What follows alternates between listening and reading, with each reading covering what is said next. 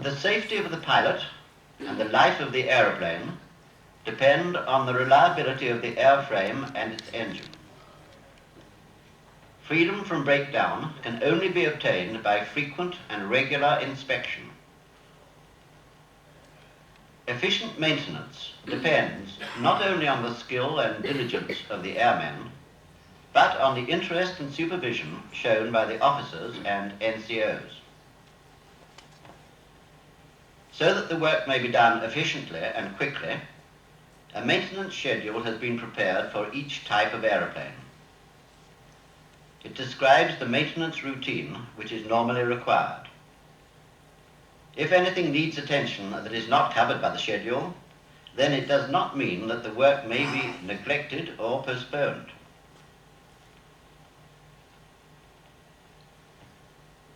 This is so important that I shall read the actual Air Ministry instructions.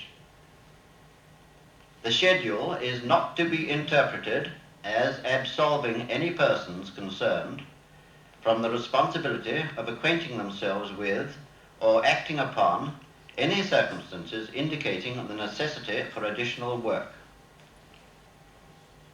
The schedule defines what is to be inspected more frequently than others. In this film, the daily inspection only is described. There are other inspections which must be made between flights, after every 30 hours, 60 hours, and 240 hours.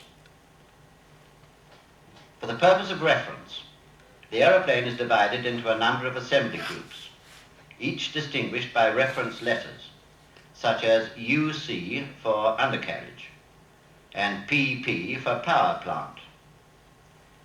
These groups are subdivided, each subdivision being given a number, which denotes a specific operation.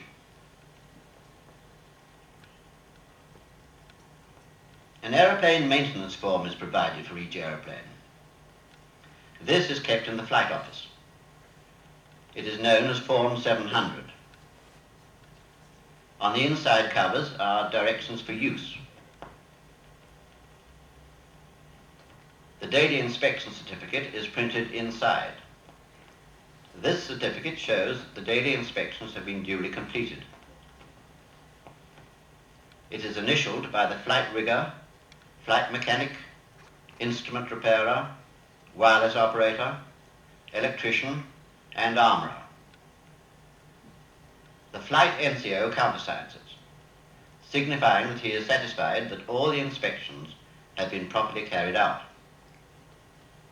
It is also countersigned by the pilot before the aeroplane leaves the ground. The middle page contains the change of serviceability and repair log, a record of all repairs, modifications, and replacements. The periodical inspection certificate refers to the 30-hour, 60-hour, and so on inspections.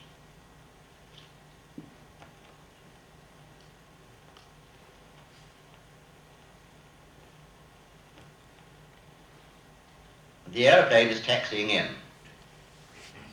You will note that the flight mechanic and flight rigger are going out to meet it. Owing to the pilot's restricted forward view when taxiing, on approaching the aprons round the hangars, these two members of the crew always assist the pilot by placing themselves at each wingtip and guiding him in the direction they want him to go. Refueling is always carried out immediately an aeroplane lands and before it is wheeled into the hangar. One reason for refueling immediately is that condensation in the petrol tanks is prevented. Any water in the petrol system might obviously be the cause of a serious accident. On no account may aeroplanes be refueled inside the hangar because of the danger of fire.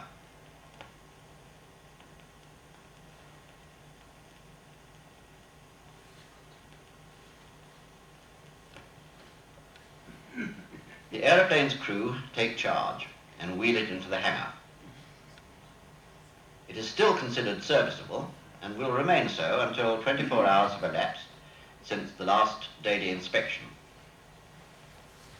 A between-flight inspection is carried out after every flight, the details of which are not entered on the maintenance form. The flight mechanic is now seeing how much oil is in the oil tank. The oil level is determined by the position of the filler cap,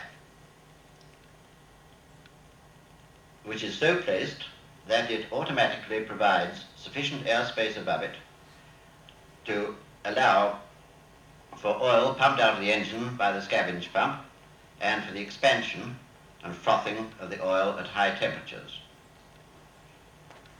And the flight mechanic fills up to the level of the cap.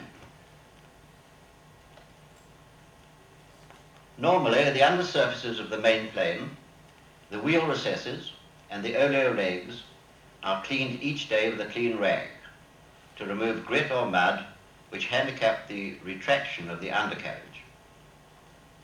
Mud splashed up by the wheels is more difficult to remove after it is dry. Oil is easier to remove while the engine is still warm. Petrol must never be used for cleaning purposes.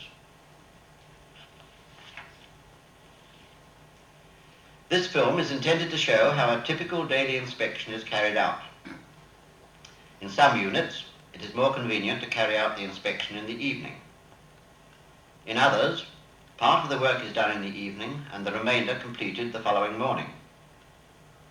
In this squadron, the daily inspection is carried out in the early morning. Provided that inspection is carried out every 24 hours, latitude is allowed to units as to the time of the day at which the inspection may be carried out.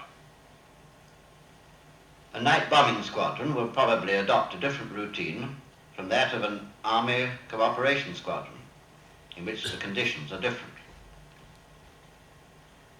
In this film, it's been necessary to show the flight mechanic, flight rigger, wireless operator, electrician, instrument repairer, and armourer carrying out their inspections separately. Normally, of course, they would all work at the same time. In an actual inspection, the airmen go round in an anti-clockwise direction, examining as necessary each part as it is arrived at. For the sake of clearness, this procedure has not been adopted in the film. Instead, the inspection in each case, such as UC or undercarriage, is completed before another group is started on. The time taken for a daily inspection will vary with the type of aeroplane and engine, but it shouldn't normally take more than 1 hour.